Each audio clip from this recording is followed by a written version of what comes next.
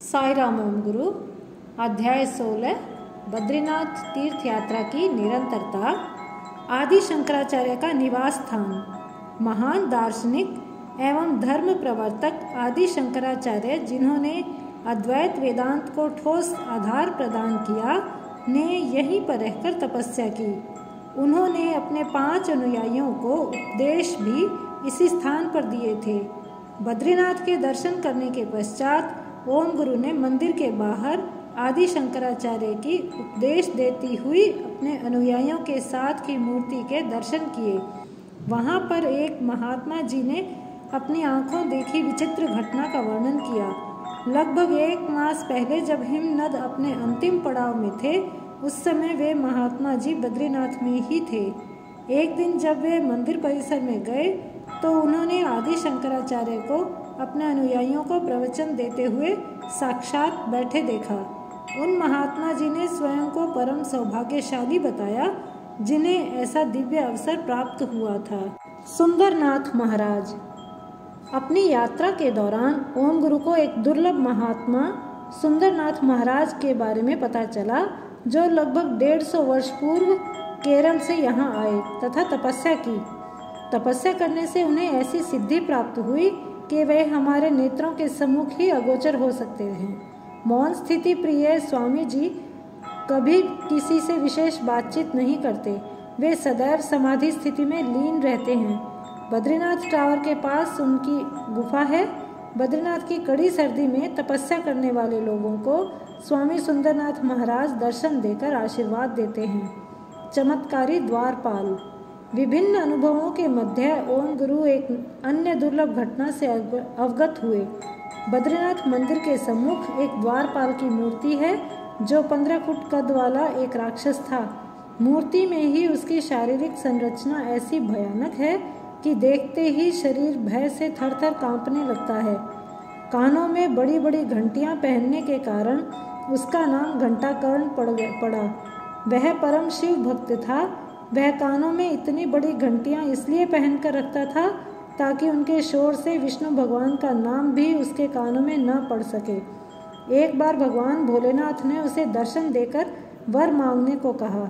यह सुन घंटाकर्ण ने तुरंत मुक्ति का आग्रह किया। भगवान शिव बोले, वत्स, मोक्ष के दाता तो केवल श्रीमन नारायण ही हैं। इसके लिए तुम्हें उनकी आराधना करनी होगी। महादेव के निर्देश पर घंटाकर्ण ने नारायण भगवान की स्तुति आरंभ कर दी। वह साधना में इतना लीन हो गया कि इस लोक को ही भूल गया। उसी स्थिति में उसने अपने हृदय में भगवान के दर्शन किए। तब भगवान ने उसे मोक्ष प्राप्ति का वरदान देते हुए अपना द्वारपाल नियुक्त कर लिया।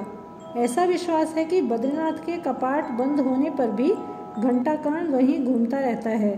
प्रतिदिन तप्त कुंड में स्नान करके वह भगवान श्रीमन नारायण के दर्शन करने मंदिर जाता है। उस समय वहाँ घंटानाद सुनाई देता है।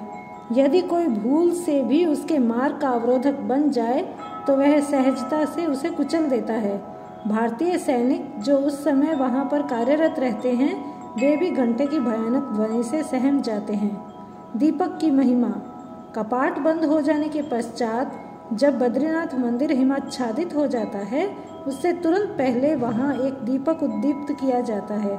उसमें घी डालने अथवा बत्ती लंबी करने की किसी के रहने की कोई संभावना ही नहीं होती। घोर आश्चर्य की बात है कि इतने लंबे अंतराल के बाद कपाट खोलने पर वह दीपक पूरी चमक के साथ प्रज्वलित पाया जाता है। जलते हुए दीपक के आसपास ताज़ा बिछे हुए पुष्प होते हैं। रात के समय आसपास की छोटी छोटी गुफाओं से घंटियों की ध्वनि आती रहती है। नारद महर्षि की महिमा। नारद महर्षि को तीनों लोकों में स्वतंत्रता से विचरण करने की पूर्ण अनुमति प्राप्त है। भ्रमण की दृष्टि से बद्रीनाथ उनका सबसे प्रिय स्थल है। पृथ्वीलोक पर नारद मुनि की सामान्यतः न तो कोई गुफा पाई जाती है और न ही कोई मंदिर, किंतु एक मान्यता के अनुसार बद्रीनाथ में उनकी एक अदृश्य गुफा है।